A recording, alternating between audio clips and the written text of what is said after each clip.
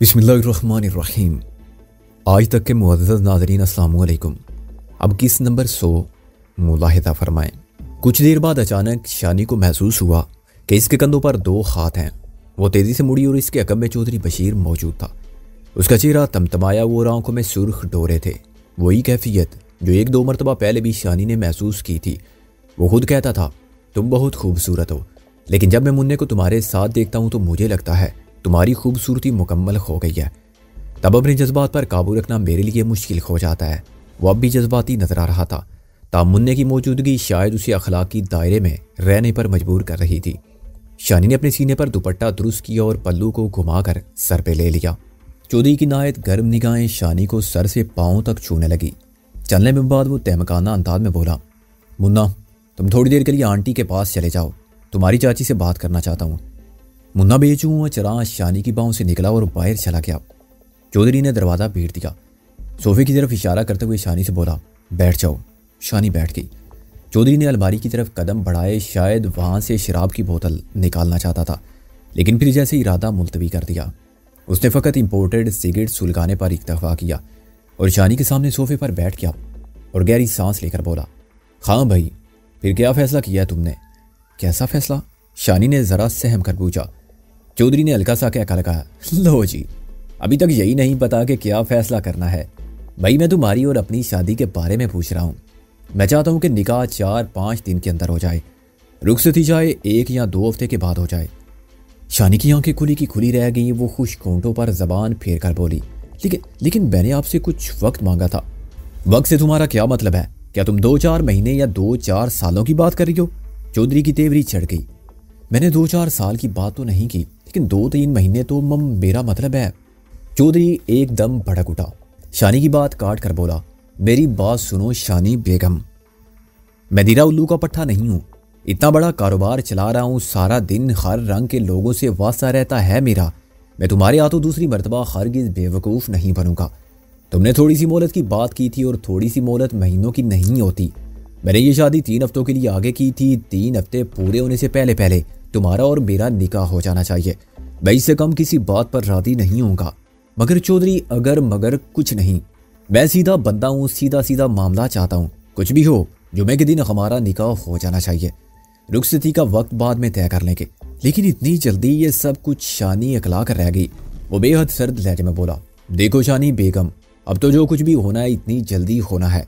अगर तुम डोले के साथ इतनी जल्दी नसर के घर से गायब हो सकती हो और इतनी जल्दी ताऊ शाम के घर से निकल सकती हो और फिर पोठोहार पहुंच सकती हो, तो फिर इतनी जल्दी ये शादी भी हो सकती है।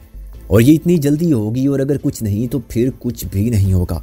हम दोनों अपने अपने रास्ते पर चलने के लिए आज़ाद हैं। मैंने तुम पर ज़बरदस्ती ना पहले की है और ना अब करूँगा। शानी रूहान सी हो गई।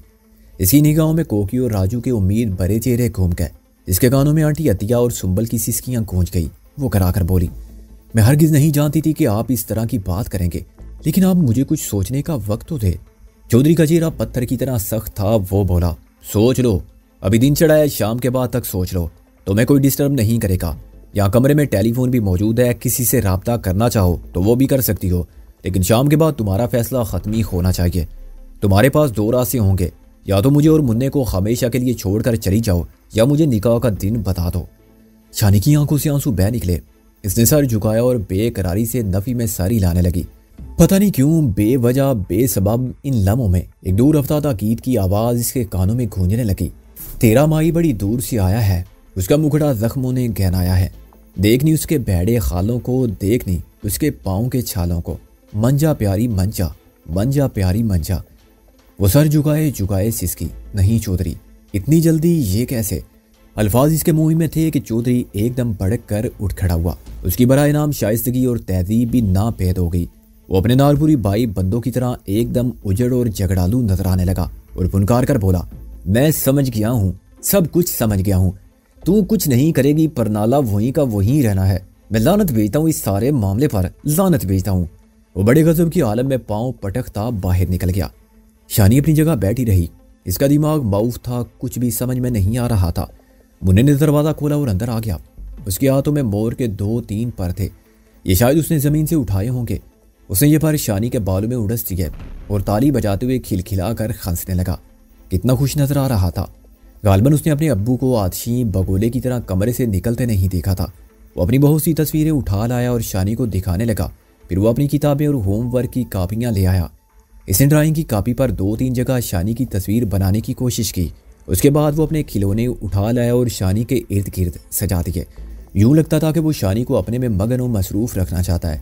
उसे डर है कि अगर शानी को मसरूफ़ ना रख सका तो वो यहाँ से जाने के बारे में सोचने लगेगी। उसकी बेचैनी की कैफियत देखकर शानी ने उसे दिलासा दिया कि वो अभी 2-3 घंटे यहीं है, कहीं नहीं जाएगी।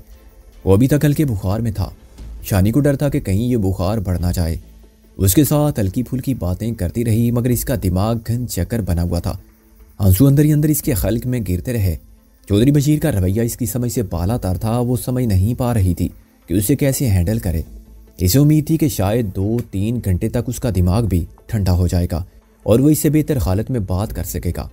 चौधरी पता नहीं कहाँ चला गया था, कहीं नजर आ रहा था और ना उसकी आवाज़ सुनाई दे रही थी। शानी ने फिरदौस और जोरा से सुनगुन लेने की कोशिश की, मगर उन्हें भी इल्म नहीं था। गालबन वो इस वसी कोठी के किसी कमरे में मौजूद था। शाम से ज़रा पहले एक ऐसा वाक़या हुआ जिसने शानी के सारे अंदाजे गलत साबित कर दिए और वो हक्का बक्का रह गई। जोरा ने कहा, चौधरानी जी, आपने देखा है बाहर कौन आया है? 2 बड़ी गाड़ियां आई हैं, एक जीप भी है। मुझे तो लगता है कि ये चौधरी साहब के होने वाले रिश्तेदार हैं। शानी ने जल्दी से दूसरे कमरे की खिड़की में पहुंचकर बाहर झांका और शशतर रह गई। इसके पूरे जिस्म में एक सर्द लहर दौड़ गई। इसने आंटी अतिया और सुंबल को देखा। वो एक मर्सिडीज गाड़ी के पास खड़ी थी। कोई लड़की मोटी चादर में लिपटी लिपटाई मर्सिडीज से बाहर आ रही थी। शानी बस उसकी एक झलक देख पाई। वो कोकी थी। गाड़ी से निकलते हुए उसे सुरैया ने सहारा दिया। कोकी का मामू खलील और वालिद सैफुल्ला भी आने वालों में शामिल थे। शानी काफ़ी फासले से देखकर ये अंदाज़ा लगा सकती थी कि उनके चेहरे सूते हुए हैं और उनकी हैसियत यहाँ उस्मानिया हाउस में जबरी मेहमानों की सी है। सैफुल्ला के चंद दीगर अजीज़ भी मेहमानों में शामिल थे। ताउम उनमें कोकी के मामू खलील के सिवा कोई और खुश दिखाई नहीं देता था। आने वालों में लंबी दाढ़ी वाला एक बुजुर्ग भी शामिल था। उनके सर पर टोपीदार साफा था। इन लोगों को बड़े एहतराम के साथ उस्मानिया हाउस के मेहमान खाने की तरफ ले जाया गया। मेहमान खाना कमोबेश एक किनाल के रकबे में वाक़ था और असल इमारत से कमोबेश 50 मीटर की दूरी पर था। मेहमान सुस्त कदमों से मेहमान खाने में चले गए और दरवाजे पर मुसल्ला गार्ड्स गश्त करने लगे। ये सब क्या है जोरा? शानी ने आज़ाद हैरानी और करब से पूछा। जोरा की बजाय सीनियर मुलाजमा फिरदौस ने जवाब दिया। सरगोशी में बोली, मुझे शक पड़ता है चौधरानी जी, चौधरी जी ने अपने ससुराल वालों को शादी के लिए यहाँ कोठी के अंदर ही बुला लिया है। सुना है कि बाहर किसी लड़के का फड्डा भी है। मुझे तो लगता है कि ये शादी आज ही होनी है। आखिरी अल्फाज कहते कहते फिरदौस का लहजा बेहद ड्रामाई हो गया। तो तुम कैसे कह सकती हो? शानी ने पूछा। फिरदौस ने अपनी आवाज़ कुछ और धीमी कर ली। बस मुझे शुबा हो रहा है जी। अभी एक गड्डी में गुलाब और मोतिये के काफ़ी ज़्यादा फूल कोठी में लाए गए हैं। साथ में फूल सजाने वाले 2 लड़के भी थे। वो बड़े कमरे की तरफ गए हैं। पता नहीं क्या कर रहे हैं वहाँ। शानी के अंदर हलचल मच गई। इसे अंदाजा हुआ कि हालात ने एक संगीन पलटा खाया है। चौधरी तैश में आकर एक ऐसा काम करने जा रहा था जो उसे हरगिज़ नहीं करना चाहिए था। एकदम शानी के जहन में आया कि जो बारिश शख्स दीगर अफराद के साथ था वो यकीनन निकाह ख्वां था। उसकी बेचैनी मजीद बढ़ गई। शानी ने जो कुछ देखा काफ़ी फासले से देखा था। उसके बावजूद इसे कोकी और उसके अहले खाना के चेहरों पर बेहद रंज और खिरास नजर आया। साफ पता चलता था कि वो चौधरी के शदीद दबाव के तहत यहाँ पहुंचे हैं। कुछ देर बाद जोरा घबराई हुई आई और उसने शानी से कहा, चौधरी जी, मासी फिरदौस का अंदाजा बिल्कुल दुरुस्त है। क्या हुआ? शानी ने घबरा कर पूछा। आज यहाँ शादी हो रही है जी। जी हाँ, मैं अपनी आंखों से देख कर आई हूँ। चौधरी जी के सोने वाले कमरे को सजाया जा रहा है, मसहरी बनाई जा रही है। हो मेरे खुदा, ये मैं क्या सुन रही हूँ? शानी ने दोनों हाथों से सर पकड़ लिया। जोरा बोली, वोटी और इसके घर वाले मेहमान खाने में हैं। मुझे लगता है कि वोटी को वहीं पर तैयार किया जाएगा। चौधरी जी अपने दोस्तों को लेकर मेहमान खाने में जाएंगे और वहां पर निकाह होगा। ये सब क्या है जोरा? जोरा, मेरी समझ में तो कुछ नहीं आ रहा। क्या इस तरह भी शादियां होती हैं? इस खानवादे में तो सब कुछ हो सकता है चौधरानी जी। जोरा अपनी आवाज को मजीद कम करते हुए बोली। उसकी अपनी आंखें भी हैरत से खुली की खुली थी। शानी की परेशानी देखकर मुन्ना भी सहम गया, जैसे बच्चा अपनी वालदा की फिक्र को अपने अंदर जज़ब करता है। करीबन आधा घंटा इसी तरह शदीद इज़्तिराब और तज़ब्ज़ुब की कैफियत में गुजर गया। फिर चौधरी बशीर आंधी और तूफान की तरह कमरे में दाखिल हुआ। उसने अंदर आते ही मुन्ने को बाहर जाने का हुक्म दिया। मुन्ना सहम कर बाहर चला गया। चौधरी बड़ी तेजी से सिगरेट फूंक रहा था। ऐनक के पीछे उसकी आंखें सुर्ख थी। वो शानी के सामने सोफे पर बैठ गया। उसके अंदाज को समझते हुए शानी भी बैठ गई। चौधरी ने इंपोर्टेड सिगरेट का एक तवील कश लेकर धुआं अपनी घनी मूंछों के ऊपर से बरामद किया। एक धीमी लेकिन दाढ़ती हुई सी आवाज में बोला, शानी, मैं सैफ साहब की बेटी कोकब से शादी कर रहा हूँ। ये शादी आज रात ही हो रही है। मैंने सारे इंतजाम मुकम्मल कर लिए हैं। ये आप क्या कह रहे हैं? आपने तो वादा किया था कि 3 हफ्तों की बात तब थी जब मुझे कुछ नजर आता था कि तुम किसी फैसले पर पहुंच रही हो। चौधरी ने फुनकार कर शानी की बात काटी। और मुझे तो ये नजर आ रहा है कि तुम सिर्फ वक्त गुजार रही हो। तुम्हारे जहन में कुछ और है और जबान पर कुछ, और मैं अब तुम्हारे हाथों और धोखा खाना नहीं चाहता। मैं कोई धोखा नहीं दे रही थी। मैंने वही कहा है जो मेरे दिल में है, लेकिन मुझे इसके लिए वक्त चाहिए। ये कोई छोटा फैसला नहीं है। हाँ, ये बहुत बड़ा फैसला है। इसके लिए सूबाई और कौमी असम्बलियों का मुश्तरका इजलास होना चाहिए, बल्कि इसे अक़वाम मुत्तहिदा में पेश करना चाहिए। वो जहरीले लहजे में बोला। फिर उसने बड़ी ताकत से सिगरेट को अपने जूते तले बसला और कहा, देखो शानी बेगम, मैं प्रैक्टिकल आदमी हूँ। ख्वाबों में रहना मुझे पसंद नहीं है।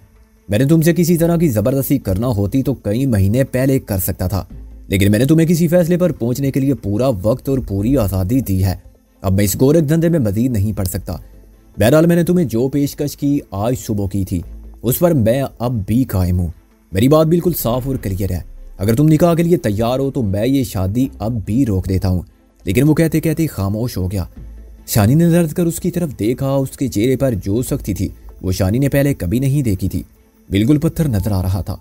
वो गंभीर आवाज में बोला, लेकिन अब तुम्हें यह निकाह आज ही करना होगा। आज और इसी जगह। निकाह वहाँ आ चुका है और उसे एक निकाह पढ़ाकर यहाँ से जाना है, कोकब का या फिर तुम्हारा। शानी पसीना पसीना हो गई। चौधरी ने एक बहुत बड़ी बात कह डाली थी। एक नहायत संगीन दोराए पर खड़ा कर दिया था इसे। आप ऐसी बात क्यों कर रहे हैं? मैंने आपसे वादा किया है कि आज मैंने ऐसी बात करनी है। चौधरी फुनकारा। तुम्हें आज और अभी फैसला करना है कि तुम मुझसे निकाह कर रही हो या नहीं। शानी सन्नाटे की कैफियत में थी। इसे वो मुश्किल थूक निगला और बोली, मैं ये फैसला अकेली कैसे कर सकती हूँ? मुझे मशवरा करना है। ताया मासूम है, खालू एजाज और चच्ची परवीन, फूफी आमना, तुम सारे काम अपनी इन चच्चियों और फूफियों से पूछ कर नहीं करती हो। चौधरी के लहजे में गहरी खाट थी। यह फैसला आज होगा या फिर कभी नहीं होगा, और मुझे जल्दबाज मतलब परस भी ना समझना। ऐसी बात होती तो मैं तुम्हारी फौरी रुखसती की शर्त भी रख सकता था, लेकिन मैं ऐसा नहीं कर रहा। मैं तुम पर कुछ भी जबरदस्ती ठोंसना नहीं चाहता। बात खत्म करके चौधरी ने कलाई की घड़ी देखी। शाम के 6 बजे है। मैंने ज्यादा से ज्यादा 4 घंटे इंतजार करना है। 10 बजे तक मेरा और कोकब का निकाह हो जाएगा। वो मेरी बीवी और मुन्ने की नई माँ बनकर मेरी रिहाइशगाह में आ जाएगी। इसी दौरान में अगर तुम सोचना चाहो तो मजीद सोच लो, और अगर मशवरा करना चाहती हो तो मशवरा कर लो। उसके साथ ही वो मुड़ा और तेज कदम उठाता बाहर निकल गया। शानी बेदम सी होकर सोफे पर बैठ गई। शानी को अंदाजा हुआ कि चौधरी जाते जाते मुन्ने को भी अपने साथ रह गया है। अचानक बगली दरवाजा खुला और जोरा अंदर आई। उसके चेहरे पर हिजानी कैफियत थी और वो कुछ डरी डरी सी भी थी। शानी की छठी ने कहा कि वो यहाँ दरवाजे के आसपास ही कहीं मौजूद थी, और शायद उसने चौधरी के साथ होने वाली इसकी सारी गुफ्तगू भी सुन ली है। चंद सेकंड बाद शानी का यह अंदाजा बिल्कुल दुरुस्त निकला। जोरा के होंठ डर की वजह से हल्के नीले हो रहे थे। वो बोली, चौधरी साहब बड़े गुस्से में हैं। मैंने इनको बहुत कम इस तरह देखा है। अल्लाह रहम करे। मैंने इनकी सारी बातें सुनी हैं। वो आपसे शादी करने का कह रहे थे ना? शानी इस बाती अंदाज में खामोश रही। जोरा अपनी आवाज मजीद धीमी करते हुए बोली, छोटी चुदरानी, वो आपसे यही कह रहे थे ना? नहीं, वो सिर्फ निकाह की बात कर रहा था। इन लोगों का कुछ पता नहीं होता जी। क्या खबर निकाह के बाद ये आपसे कहें कि बस अब तुम बीवी हो, अब कहीं नहीं जाओगी। जबरदस्ती के निकाह और रुखसतियां तो ये लोग करते ही रहते हैं। पिछले महीने चौधरी कादर के छोटे भाई ने क्या किया है? अपने कॉलेज की एक सहेली को कोठी दिखाने के बहाने कोठी में लाया और शाम तक उसको मार पीट कर उससे निकाह भी कर लिया। कुड़ी के माँ प्यो थे नहीं, बस एक नानी थी। वो रोती पीटती ही रह गई। शानी बेकरारी से दाएं बाएं देख रही थी, जैसे इस गंभीर मुश्किल से निकलने का रास्ता ढूंढ रही हो। इसका दम घुट रहा था। इसे यूं लगने लगा कि ये सारी कोठी अपनी छतों समेत धड़ाम से इस पर आ गिरेगी और वो चीख भी नहीं सकेगी। चौधरी से सिर्फ और सिर्फ 4 घंटे का वक्त देकर गया था। इन 4 घंटों में वो कहाँ जा सकती थी, किससे मशवरा कर सकती थी? इसके जहन में पहला नाम आरिफ का आया। वो अब तक एक मुखलिस और बातदबीर साथी साबित हो रहा था। शानी ने जोरा से कहा कि फिरदौस को बुलाओ। फिरदौस की ऐसी यहाँ सीनियर मुलाजमा किसी थी। शानी ने फिरदौस से कहा, चौधरी जी तक मेरा पैगाम पहुंचा देना। मैं किसी काम से जा रही हूँ, 2-3 घंटे में वापस आ जाऊंगी। मेरी वापसी तक वो किसी तरह का कोई फैसला ना करें। फिरदौस ने शानी के अल्फाज दोहराए, मैं किसी काम से जा रही हूँ, 2-3 घंटे में वापस आ जाऊंगी। मेरी वापसी तक वो किसी तरह का कोई फैसला ना करें। शानी उस्मानिया हाउस से निकली और टैक्सी पकड़कर सीधा हॉस्पिटल पहुंची। आरिफ कम्बुआ यहाँ मौजूद था। ताऊ शाम तो दिखाई नहीं दिया, ताहम उसके एक दो कारिंदे राजू के पास थे। शानी आरफ से मशवरा के लिए यहाँ आई थी, लेकिन यहाँ आकर इसे कुछ समझ नहीं आ रहा था कि क्या कहे और इस संगीन तरीन मसले के हवाले से आरफ उसे क्या तजवीज़ दे सकता है। शानी आधे घंटे तक आरफ के पास रही, लेकिन अपने अंदर की तूफानी खलचल के हवाले से एक लफ्ज़ भी आरफ से ना कह सकी। राजू की तबीयत बहुत बेहतर थी। वो खुद चलकर बाथरूम तक गया और फिर शानी से बातें करने लगा। उसके सारे सवालात कोकी और उसके घर वालों के बारे ही में थे। वो क्या सोच रहे हैं, कोकी क्या सोच रही है, कोकी के ससुराली अब क्या कहते हैं। शानी ने राजू के इन सवालों के मुनासिब जवाब दिए। वो राजू के सामने मुस्कुराने और मुतमईन नजर आने की कोशिश कर रही थी, मगर अपने दिल की हालत का उसे ही पता था। राजू से बेहद बदला हुआ नजर आ रहा था। एक अजीब सा धीमापन आ गया था उसके बर्ताव में। आरफ ने शानी को यह बताकर हैरान किया कि परसों राजू ने अपने सोने का हार, जो 12,000 से कम का नहीं था, एक फकीर को खैरात कर दिया है। जल्दी वो राजू के पास उठकर बाहर आ गई। शाम गहरी हो रही थी। शहर के दरो बाम बरकी रोशनी से जगमगा उठे थे। वो चलती हॉस्पिटल से बाहर खुली सड़क पर निकल आई। फुटपाथ साफ सुथरा था। 2 रवैया दरख्त नीम गर्म हवा में झूम रहे थे। शहर के बासी अपनी मसरूफियात में मगन थे। कुछ तेज रफ्तार कदमों के साथ और कुछ तेज रफ्तार गाड़ियों में अपनी अपनी मंजिलों की तरफ रवां थे। उनमें से कोई नहीं जानता था कि उनके दरमियान फुटपाथ पर चलती हुई एक तनहा लड़की करब के कितने बड़े समंदर से गुजर रही है। वो हंसते बसते मुल्तान के बासियों के दरमियान थी, लेकिन उनसे बहुत दूर थी। वो क्या करे, कहाँ जाए, कोई मशवरा देने वाला भी नहीं था। वो किसी के कंधे पर सर रखकर रो नहीं सकती थी। पता नहीं क्यों इसे बार बार रुस्तम याद आ रहा था। आजकल वो इसे जिस तरह याद आ रहा था, पहले कभी नहीं आया था। पहले शायद वो सिर्फ एक ख्याल था, वो एक ठोस हकीकत बन गया था। पोठवार के रंगीन टीलों में गहरी दरार के अंदर शानी ने इस हकीकत को जिस्म और रूह की तमाम शिद्दत के साथ महसूस किया था। वो कैसे भूल सकती थी उन लम्हों को, शायद मरकर भी नहीं। उन लम्हों ने इसे मोहब्बत और जिंदगी के नए मानों से आशना किया था। इसे पता चला था कि मर्दोजन का ताल्लुक कितना हसीन और कितना खुशबूदार होता है। वो जादुई लम्हे शानी की रग रग में समा गए थे और उन लम्हों ने शानी को रुस्तम के इतना करीब कर दिया था कि वो इसका तसव्वुर भी नहीं कर सकती थी। वो हर लम्स में रुस्तम का लम्स महसूस करती। इसको हवाओं में रुस्तम के पसीने की खुशबू महसूस होती थी। वो जानती नहीं थी, लेकिन जानती अच्छी तरह थी कि इसके दिल की गहराइयों में कहीं ये ख्वाहिश पैदा हो चुकी है कि वो किसी मौके पर फिर से इस लम्स को महसूस करे, फिर से उन मेहरबान होंठों के लम्स से आगाह हो। एक बार फिर इस पसीने की महक इसकी सांसों में दाखिल हो, चाहे एक बार हो। लेकिन रुस्तम से मुंह मोड़ना पहले कभी इतना मुश्किल ना था। इसकी हर रग रग में खिंचाव सा पैदा होने लगा। इसे महसूस हुआ कि वो रेजा रेजा होकर बिखर जाएगी। यूं तो इसकी जिंदगी का कोई रास्ता रुस्तम की तरफ नहीं जाता था। वो 2 मुख्तलिफ दुनियाओं के बासी थे, लेकिन फिर भी एक बेनाम डोर तो थी, एक नामालूम आस तो थी। लेकिन अब जो कुछ होने जा रहा था, उसमें यह बेनाम डोर और नामालूम आस भी नापैद हो जाना थी। मैं क्या करूं, किधर जाऊं? इसके अंदर से ये सवाल एक करबनाक पुकार बनकर उभरा। इसके अंदर की औरत ने कहा, शानी, तुझे अब तस्लीम कर लेना चाहिए कि तू उससे मुहब्बत करती है। तेरी रूह और तेरे जिस्म में उसकी चाह है, और शायद जितनी मोहब्बत वो शख्स तुझे दे सकता है, दुनिया में कोई और नहीं दे सकता। अगर जिंदगी के किसी मोड़ पर किसी अनहोनी के सबब तुझे उस शख्स का साथ मिल गया, तो फिर ये जिंदगी नहीं रहेगी। एक हसीन तरीन सपने की ताबीर बन जाएगी। एक ऐसा सपना जो इस रोए ज़मीन पर शायद ही किसी आंख ने देखा हो। तेरी जिंदगी तुझे दिए गए सारे दुखों और जख्मों के कर्ज यूं उतारेगी कि दुनिया देखती रह जाएगी।